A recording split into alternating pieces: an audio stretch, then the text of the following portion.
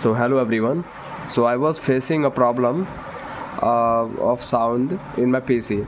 So what was happening that I was playing music, but the sound was not coming from my PC. So I checked the driver, sound driver, and when I checked, yes, then the sound driver was the latest one. So I was confused that how it can be possible.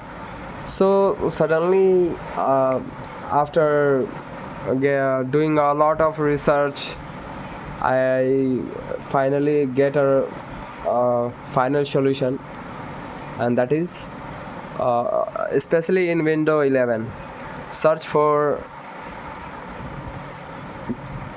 change system sounds. Go to this, and